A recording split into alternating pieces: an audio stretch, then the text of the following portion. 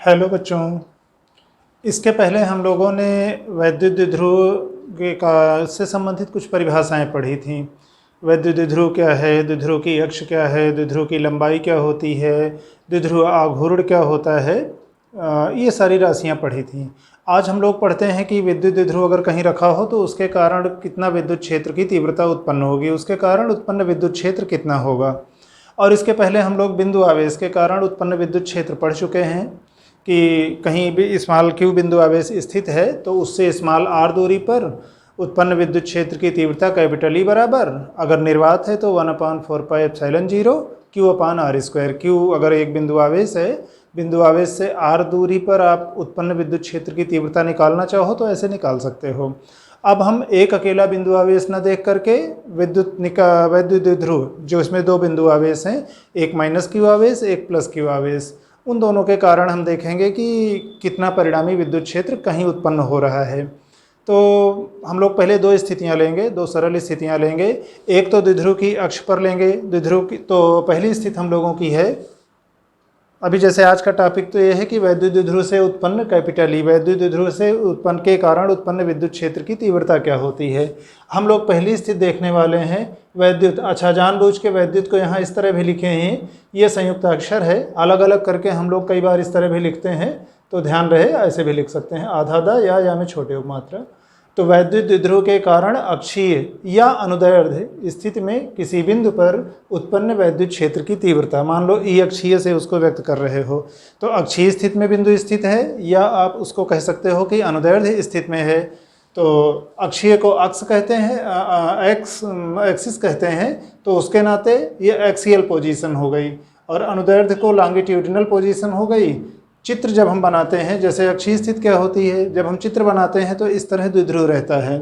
इसकी अक्ष क्या है, इस द्विध्रुव की लंबाई को आप दोनों दिशाओं में, आगे की तरफ भी और इधर पीछे की तरफ भी, दोनों दिशाओं में अगर बढ़ाओ तो जो रेखा हमको प्राप्त होती है द्विध्रुव की अक्ष से होकर जाने वाली सरल रेखा, वो द्विध्रुव की अक्षीय रेखा होती है। और हमारा बिंदु अगर इस अक्षीय रेखा पर कहीं स्थित हो जहां हमें विद्युत क्षेत्र की तीव्रता निकालनी है इस द्विध्रुव के कारण उत्पन्न, तो वो स्थिति ये है कि द्विध्रुव की अक्षीय स्थिति में कितना विद्युत क्षेत्र की तीव्रता उत्पन्न हो रही है। अब यहाँ पर देखिए, चाहे हम बिंदु, अभी हमने फिलहाल बिंदु P यहाँ लिया है इधर दाहिनी तरफ आगे, अगर इधर बिंदु ना लेकर के हम इधर की तरफ भी, बाईं तरफ भी कहीं लेते बिंदु P फॉर पॉइंट, तो भी देखिए P बिंदु चाहे इधर होता चाहे इधर होता, वो द्विध्रुव के सिरे की ओर है, इंड साइड की ओर, अंत किनारे की ओर है। तो कभी कभी अंग्रेजी में एक इस रूप में भी लिखा रहता है कि इंड साइड ऑन पोजीशन, और दूसरा होता है ब्रॉड साइड। मान लो यही बिंदु अगर इधर कहीं होता तो फिर चौड़े वाले सिरे को वो देख रहा है, वो द्विध्रुव की पूरी चौड़ाई को देख रहा है, तो उसको हम लोग कई बार ब्रॉड साइड ऑन पोजीशन कहते हैं। यहाँ पर हमारा बिंदु इसके इंड साइड को, द्विध्रुव के एक किनारे को देख रहा है, तो सो इंड साइड ऑन पोजीशन भी कह सकते हैं। तो एक्सियल पोजीशन अक्षीय स्थित या लॉन्गिट्यूडिनल पोजीशन पर अगर बिंदु स्थित है तो वहाँ कितना विद्युत क्षेत्र की तीव्रता उत्पन्न होगी। हम लोग करेंगे क्या इसमें, कुल मिला करके जो एक अकेले बिंदु आवेश के कारण उत्पन्न विद्युत क्षेत्र की तीव्रता होती थी वैसे ही करेंगे। एक बार पहले हम इस बिंदु आवेश के कारण देखेंगे कि वहाँ बिंदु P पर कितना विद्युत क्षेत्र की तीव्रता उत्पन्न हो रही है, दूसरी बार फिर इस बिंदु आवेश के कारण वहाँ पर कितना विद्युत क्षेत्र की तीव्रता उत्पन्न हो रही है। और विद्युत क्षेत्र की तीव्रता यानी कैपिटल ई सदिश राशि है, तो सदिश राशि है तो उसको दिशा का ध्यान रखते हुए हम जोड़ लेंगे, सदिश योग कर लेंगे, परिणामी जो भी आएगा इन दोनों का सदिश योग, वहाँ पर वो उस बिंदु P पर पूरे द्विध्रुव के कारण उत्पन्न विद्युत क्षेत्र की तीव्रता होगी। तो पहले जो चित्र बना है थोड़ा सा हम लोग उसके बारे में लिख लेते हैं। तो मान लेते हैं, अच्छा यहाँ अंग्रेजी में हमने जो इसकी हेडिंग लिखी थी, ये कैपिटल ई का मतलब है इंटेंसिटी ऑफ इलेक्ट्रिक फील्ड, संक्षेप में लिख लिए थे। तो intensity of electric field produced at a point on axial या लॉन्गिट्यूडनल या इंड साइड ऑन, इन तीन में से कोई एक लिख सकते हैं। Position of electric dipole due to electric dipole, ये दो बार इलेक्ट्रिक डाइपोल इसलिए है कि एक बार ये इलेक्ट्रिक डाइपोल की पोजीशन पर हम बता रहे हैं कि वो बिंदु P स्थित है, और ये कैपिटल ई किसके कारण, ड्यू टू इलेक्ट्रिक डाइपोल। अब चित्र में जो बना था पहले उसके बारे में देख लेते हैं कि मान लेते हैं कि स्मॉल P द्विध्रुव आघूर्ण का एक वैद्युत द्विध्रुव है, निर्वात में स्थित है। और इसके कैपिटल ए व कैपिटल बी बिंदुओं पर, कैपिटल ए बिंदु ये वाला है, यहाँ पर क्रमशः माइनस क्यू आवेश, ए बिंदु पर माइनस क्यू आवेश और बी बिंदु पर प्लस क्यू आवेश स्थित है, बिंदु आवेश स्थित है। और द्विध्रुव के मध्य बिंदु कैपिटल ओ ये से अक्षीय स्थिति में स्मॉल आर दूरी पर स्थित बिंदु पी पर द्विध्रुव के कारण, मतलब वैद्युत द्विध्रुव के कारण उत्पन्न विद्युत क्षेत्र की तीव्रता यानी ई अक्षीय ज्ञात करनी है। तो है क्या, ए बिंदु पर एक बिंदु आवेश माइनस क्यू है, बी बिंदु पर दूसरा बिंदु आवेश प्लस क्यू है, ये एक वैद्युत द्विध्रुव बन रहा है। इस द्विध्रुव के मध्य बिंदु कैपिटल ओ से स्मॉल आर दूरी पर बिंदु P है, P फॉर पॉइंट, और इस बिंदु P पर हम ये निकालना चाहते हैं कि इस पूरे निकाय के कारण कितना विद्युत क्षेत्र उत्पन्न होगा। तो इसका निगमन क्या, वो सवाल टाइप का है, एक समझ लो दो बिंदु आवेशों के कारण विद्युत क्षेत्र की तीव्रता का। तो देखते हैं इसके बाद शेष भाग इसका आगे। देखिए अब हम लोग क्या करेंगे आगे, हम ए पर स्थित आवेश के कारण और बी पर स्थित आवेश के कारण अलग अलग यहाँ पर बिंदु पी पर विद्युत क्षेत्र की तीव्रता निकालने की कोशिश करेंगे और बाद में उसका परिणाम ही देखेंगे। तो अभी ए पर जो स्थित आवेश है माइनस क्यू, उसके कारण अगर आप बिंदु पी पर उत्पन्न विद्युत क्षेत्र की तीव्रता को ई ए कह रहे हो, ई का मतलब इंटेंसिटी ऑफ इलेक्ट्रिक फील्ड, विद्युत क्षेत्र की तीव्रता, ए का मतलब जो ए पर आवेश स्थित था उसके कारण, तो आप इसको ऐसे लिख सकते हो, ई ए बराबर K Q upon A P square. के यहाँ पर क्या है, 1/4πε0 नियतांक है, बार बार 1/4πε0 पूरा ना लिखना रहे तो हम संक्षेप में भी के लिखते चलते हैं, लास्ट में फिर के का ये वाला मान रख देंगे। तो एक बार हमने लिख लिया कि यहाँ के का मान 1/4πε0 है। ये तो केवल परिमाण है, क्यों, ई बराबर 1/4πε0 क्यू बटे आर स्क्वायर पता है हमें, तो इसके कारण निकाल रहे हो, इसका आवेश कितना है क्यू। अभी परिमाण आप अलग से लिख लो और दिशा हम प्लस या माइनस के नाते अलग से बता लेंगे। तो ये परिमाण होगा और AP का मान कितना होगा, देखिए O से P तक की दूरी तो हमारी R है और O से A तक की दूरी L है, द्विध्रुव की लंबाई का आधा है, तो यहाँ तक की दूरी R, ये वाली दूरी L, तो यहाँ से यहाँ तक की दूरी R प्लस L, तो AP का मान हम R प्लस L रख लेंगे। तो हमारा सदिश रूप में क्या हो जाएगा, ये वेक्टर बराबर मान यही R प्लस L रख लिए और दिशा हमारी क्या हो जाएगी, ये ऋणावेश है और ये यहाँ पर विद्युत क्षेत्र किस दिशा में उत्पन्न करेगा, यहाँ बिंदु P पर जो उत्पन्न विद्युत क्षेत्र ए के कारण होगा उसकी दिशा ये होगी, ए के कारण, क्योंकि वहाँ पर ऋणावेश है। और यहाँ विद्युत क्षेत्र जानने के लिए अगर आप छोटा सा धनावेश रखो तो धनावेश पर जिस दिशा में बल लगेगा या धन परीक्षण आवेश पर जिस दिशा में बल लगेगा वह उस स्थान पर विद्युत क्षेत्र की दिशा होगी। और यहाँ जब आप धन परीक्षण आवेश रखोगे तो ये वाला ऋणावेश उसको अपनी ओर आकर्षित करेगा, यानी इसके कारण यहाँ पर इस दिशा में बल लगेगा, यानी इस दिशा में विद्युत क्षेत्र होगी।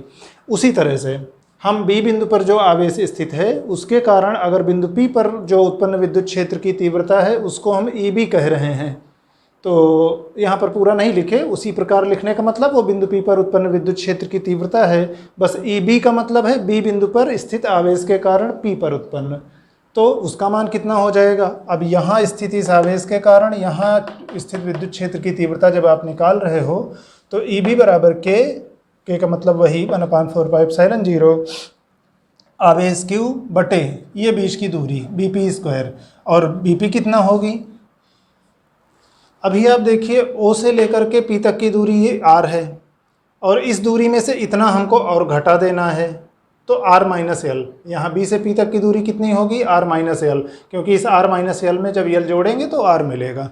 तो ई बी वेक्टर हमारा क्या हो गया, k Q upon r minus L square, और दिशा इसकी क्या होगी, यहाँ धनावेश है बी बिंदु पर, यहाँ अगर आप दूसरा परीक्षण आवेश रखोगे तो वो उस पर प्रतिकर्षण बल लगाएगा, तो यानी हमारे ई बी की दिशा क्या होगी, ई बी की दिशा ये होगी, ये बिंदु पी के लिए है। बिंदु पी पर क्यों, यहाँ धनावेश रखोगे तो ये वाला धनावेश उसको प्रतिकर्षित करेगा तो इस दिशा में बल लगेगा और उसी दिशा में विद्युत क्षेत्र होगा। ई बी का मतलब बी पर स्थित आवेश के कारण वहाँ बिंदु पी पर विद्युत क्षेत्र की दिशा। अब आप गौर करिए, ई ए इस दिशा में है, ए के कारण विद्युत क्षेत्र, बी के कारण विद्युत क्षेत्र उस दिशा में है। दो विपरीत दिशाओं के सदिशों को अगर आप जोड़ते हो तो सीधे सीधे उनका जो परिणामी आएगा, बड़े वाले में से छोटे वाले को आप घटा दो और दिशा क्या होगी, बड़े वाले की दिशा होगी। अगर दो सदिशों के बीच का कोण 180 अंश है यानी दिशाएं विपरीत हैं तो बड़े वाले सदिश से छोटे वाले सदिश के मान को आप सीधे सीधे घटा दो और दिशा आप बड़े वाले सदिश की दिशा में ले लो, वही उन दो सदिशों का योग होगा जब एक दूसरे के विपरीत दिशा है। यहाँ पर ई ए इधर, ई बी इधर। अच्छा, अब आप जरा समीकरण, इसको ये मान लो आपका समीकरण 1 है और ये समीकरण 2 है। अब आप जरा इस समीकरण 1 और समीकरण 2 में गौर करिए। k और q वही है, k और q वही है। यहाँ r प्लस एल का होल स्क्वायर है, यहाँ r माइनस एल का होल स्क्वायर है। मतलब ये संख्या बड़ी है, ये संख्या छोटी है।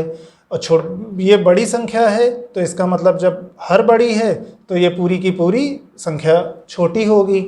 इसका मतलब ई ए का मान कम होगा, इसका मतलब ई बी का मान ज़्यादा होगा। चाहे आप वैसे सूत्र से देख लो या आप ऐसे कह सकते हो कि चूंकि आवेश दोनों बराबर परिमाण के हैं, ये नज़दीक है तो इसका ज़्यादा असर होगा। दूरी के वर्ग के व्युत्क्रमानुपाती होता है, चाहे आप विद्युत बल कहो चाहे विद्युत क्षेत्र की तीव्रता कहो, व्युत्क्रम वर्ग का नियम का पालन करते हैं। तो जब बराबर आवेश है लेकिन इसके नज़दीक है तो इनका असर ज़्यादा रहेगा। इस वाले आवेश से दूर है बिंदु P तो इसके कारण वहाँ बिंदु P पर असर कम रहेगा, तो इनका प्रभाव कम रहेगा, इनका प्रभाव ज़्यादा रहेगा। जब आप परिणामी निकालोगे तो ज़्यादा वाले में से कम वाले के प्रभाव को घटा देना और दिशा क्या होगी, इनकी वाली दिशा होगी। तो अभी हमने वही आगे लिखा है कि P बिंदु पर जब परिणामी विद्युत क्षेत्र आप निकालोगे जो ई ए वेक्टर और ई बी वेक्टर दोनों के सदिशों के बराबर होगा, और चूंकि दिशाएं विपरीत हैं तो ई बी माइनस ई ए सीधे हो जाएगा। और दिशा क्या होगी, चूंकि ई बी बड़ा था, बी बिंदु के कारण वहाँ विद्युत क्षेत्र की तीव्रता बड़ी थी, तो जो दिशा होगी वो हमारी परिणामी ई बी की दिशा में होगी। अब हम क्या करेंगे, इस समीकरण में परिणामी ई बराबर इसमें समीकरण 1 और 2 से मान रख देंगे। देखते हैं आगे, सरल करते हैं इसको। अब इसमें हम समीकरण 1 और समीकरण 2 से मान रख देते हैं ई ए और ई बी के। तो परिणामी वेक्टर ई बराबर ये हो गया ई बी, ये हो गया ई ए, के क्यू दोनों में से कॉमन हो गया, 1/r माइनस एल का square minus 1/r plus L का स्क्वायर। इसका लघुत्तम ले लिए तो r minus L square, r plus L square, इधर r प्लस एल स्क्वायर, इधर r माइनस एल स्क्वायर। बाद में इसका प्रसार कर दिए, A square plus B square plus 2ab, A square plus B square minus 2ab। इन दोनों को ऐसे लिख सकते हैं एक साथ, और ये a minus b into a plus b बराबर a square minus b square ऐसे लिख सकते हैं। और यहाँ माइनस जब खोलेंगे ब्रैकेट तो minus r square minus L square plus 2rl, तो r square l square cut जाएंगे, 2rl प्लस 2rl यानी 4rl, के क्यू है ही। अब इसको आप थोड़ा रीअरेंज कर लो, यहाँ से 2l आप बाहर ले लो तो q इंटू 2l बाहर चला जाएगा और हमारा ये k बचा ही है और एक r भी रहेगा। यहाँ 2l चला गया था, इस ये बराबर मतलब आपका यहाँ जो 4rl था इसको आप 2l इंटू 2r लिख सकते हो। तो यही 2l उधर लेके चले गए और 2r इधर रहने दिए। अब हम क्या करने वाले हैं, q इंटू 2l की जगह हम द्विध्रुव आघूर्ण p लिख सकते हैं।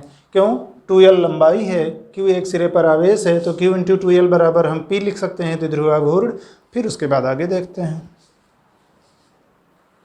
अच्छा, अब हम लोग क्या करते हैं, जहाँ q इंटू 2l लिखे हैं उसकी जगह पर विद्युत द्विध्रुव आघूर्ण यानी p लिख लेते हैं। तो p लिख लेंगे तो k into P into 2r अपान r square minus L square का स्क्वायर। और यहाँ पर परिणामी विद्युत क्षेत्र की दिशा ई बी वेक्टर की दिशा में होगी।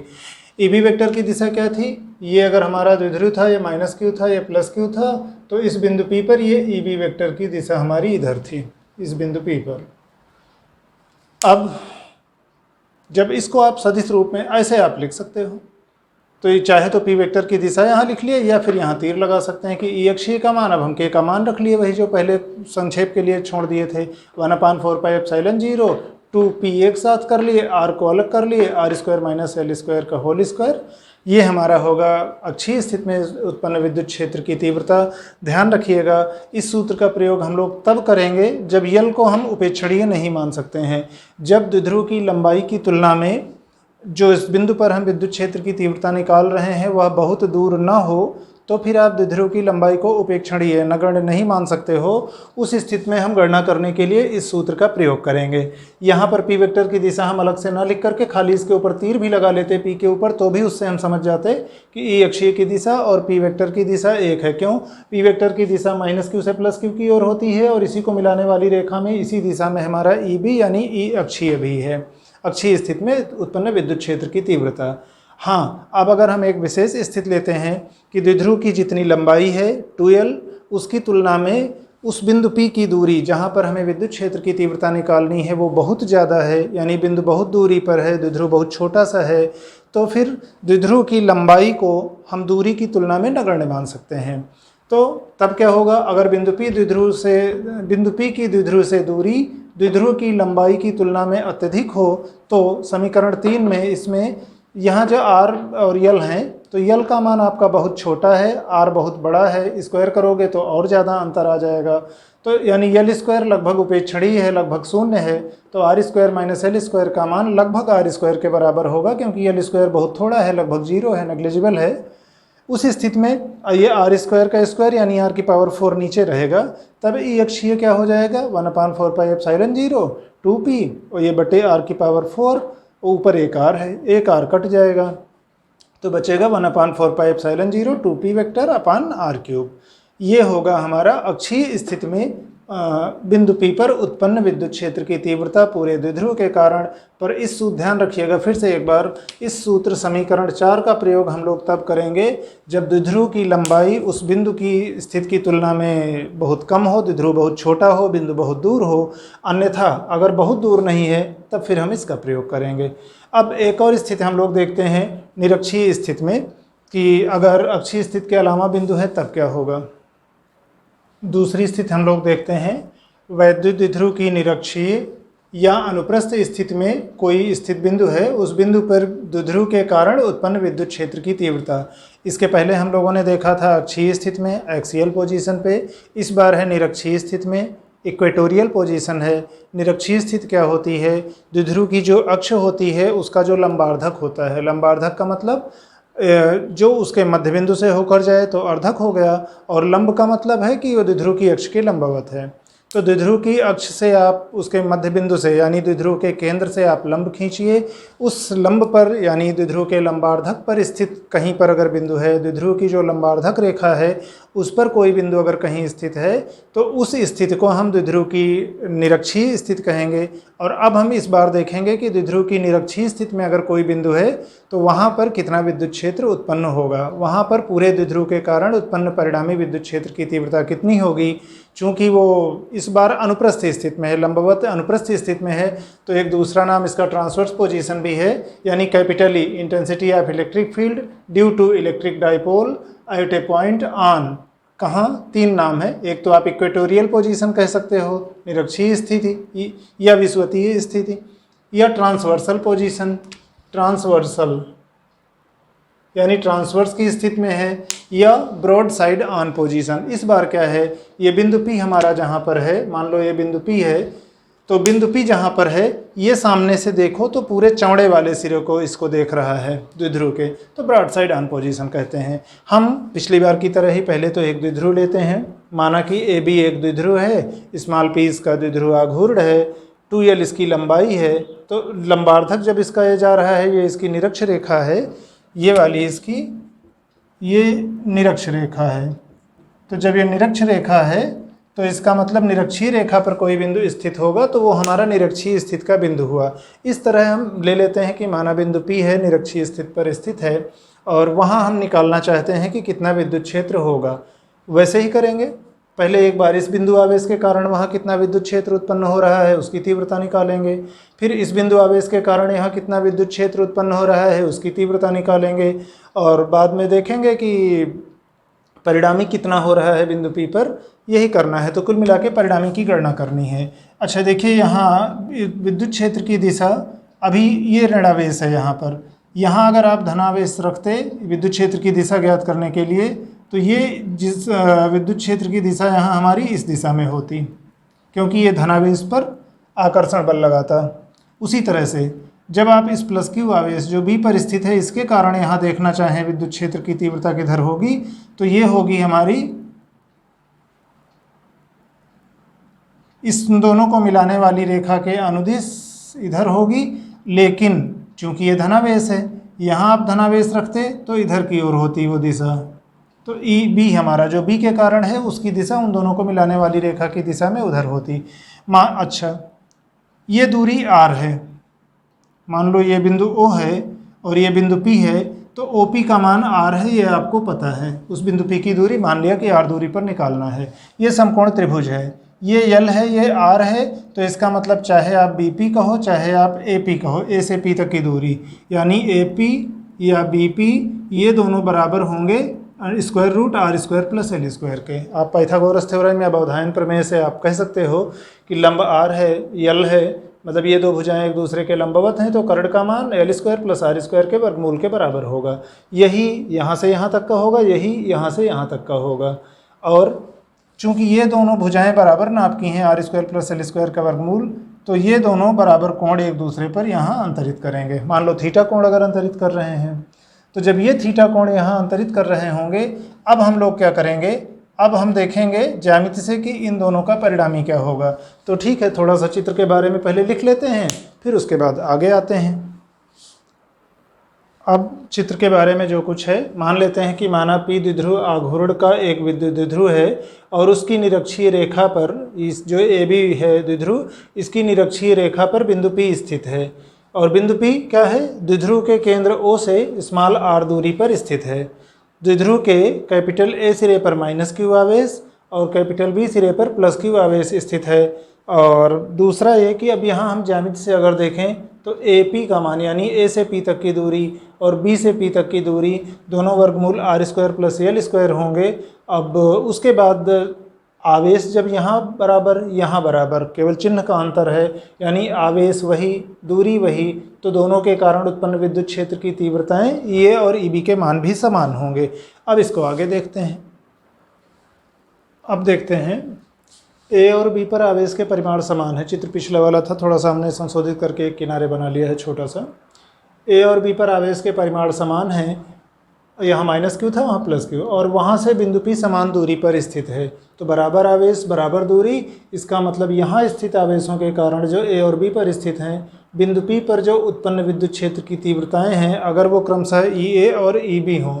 EA है A बिंदु पर स्थित आवेश के कारण, यहाँ जो -q आवेश था उसके कारण उत्पन्न विद्युत क्षेत्र की तीव्रता यहाँ EA है, दिशा इधर की ओर, और B पर स्थित +q आवेश के कारण बिंदु P पर उत्पन्न क्षेत्र की तीव्रता अगर EB हो तो इसकी दिशा ऐसे बाहर की ओर होगी, क्योंकि ये धनावेश है, इस धनावेश को प्रतिकर्षित करेगा।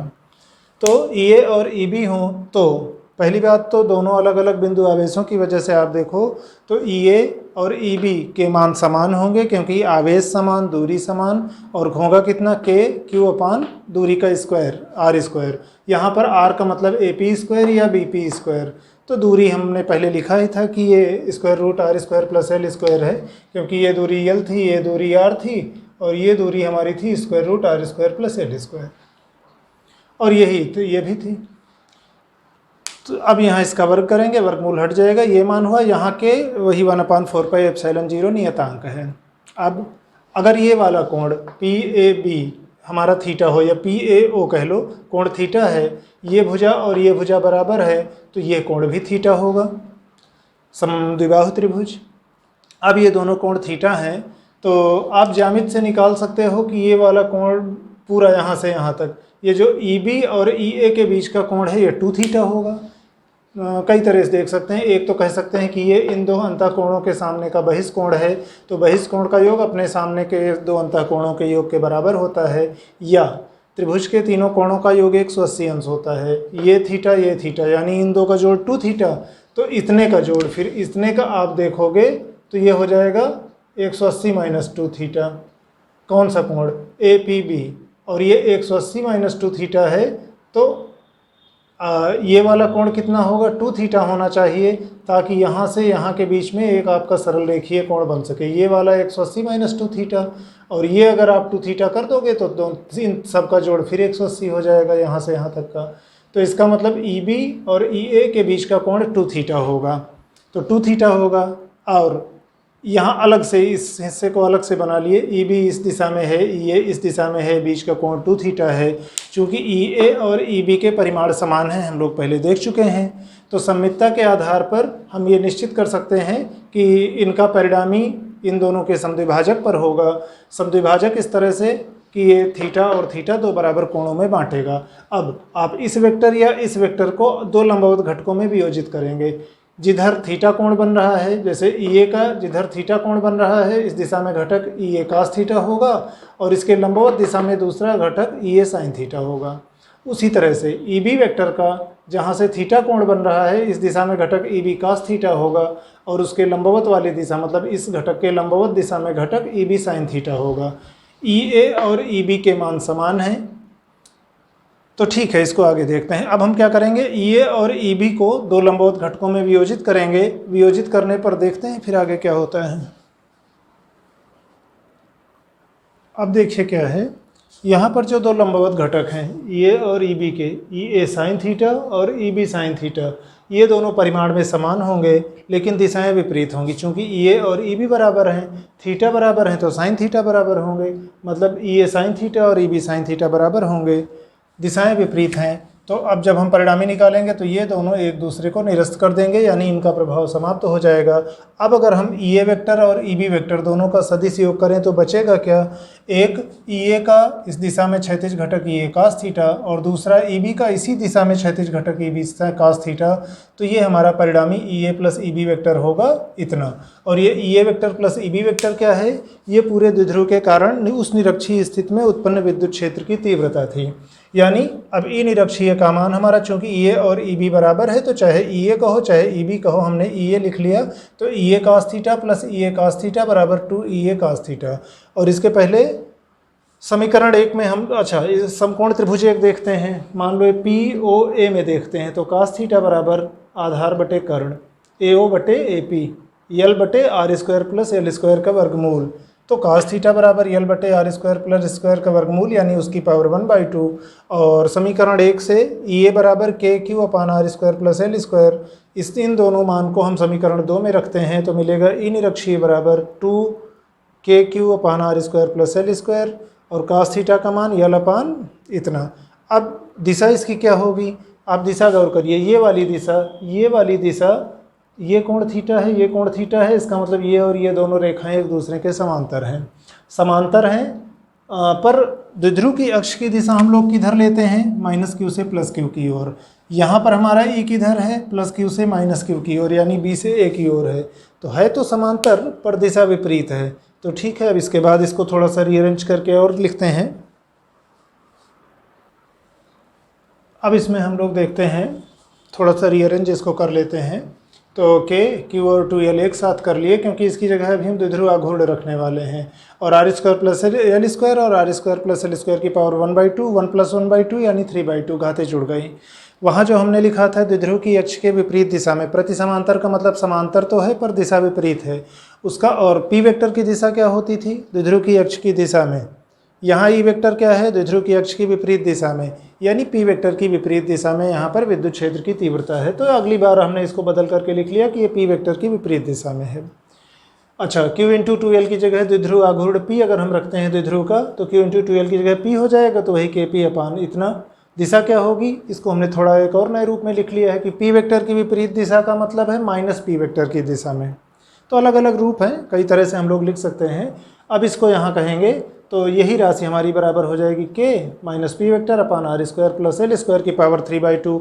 ये सामान्य सूत्र है द्विध्रुव की निरक्षीय स्थिति में उत्पन्न विद्युत क्षेत्र की तीव्रता ज्ञात करने का। लेकिन अगर हम लोग पिछली बार की तरह वही सरल स्थिति लें कि द्विध्रुव की लंबाई की तुलना में वह बिंदु बहुत दूर पर है, तो जब बिंदु की दूरी बहुत ज़्यादा है तो यानी r के मान को आप यल की तुलना में बहुत बड़ा मान रहे हो, या यल का मान r की तुलना में बहुत छोटा है। यल बहुत छोटा है तो यल स्क्वायर तो बहुत ही छोटा होगा। इसका मतलब R square plus L square का मान लगभग आर स्क्वायर हो जाएगा। और जब आर स्क्वायर यहाँ रखेंगे आप तो आर स्क्वायर की पावर 3/2 यानी घातों का गुणा हो जाएगा, तो 2 × 3/2 यानी r की घात 3। तो निरक्षीय स्थिति में विद्युत क्षेत्र की तीव्रता -KP वेक्टर अपान r³। k का मान वही जो नियतांक होता था 1/4πε0 P अपान r³। चाहे आप माइनस चिन्ह यहाँ लगाएं चाहे माइनस चिन्ह यहाँ लगाएं, ये माइनस चिन्ह ये प्रदर्शित करेगा कि निरक्षीय स्थिति में विद्युत क्षेत्र की दिशा विद्युत द्विध्रुव आघूर्ण की दिशा के विपरीत दिशा में होगी, यानी ई वेक्टर और पी वेक्टर की दिशाएं परस्पर विपरीत होंगी। और एक बात और, हम लोगों ने इसके पहले देखिए लिखा था जब अक्षीय स्थिति में तो यहाँ 2p/r³ आया था, निरक्षीय स्थिति में p/r³ है, तो इसका मतलब निरक्षीय स्थिति में परिमाण आधा है और दिशाओं का भी अंतर था।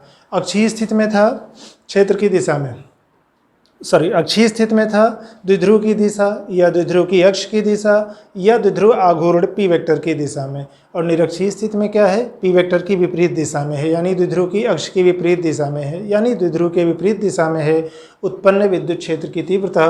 तो आप इसको ऐसे भी कह सकते हो कि जो आपका अक्षीय स्थिति में विद्युत क्षेत्र की तीव्रता थी उसका मान और निरक्षीय स्थिति में जो विद्युत क्षेत्र की तीव्रता है इसका जब 2 गुना करोगे और ऋणात्मक चिन्ह एक्स्ट्रा लाओगे तो वो अक्षीय वाले के बराबर होगा।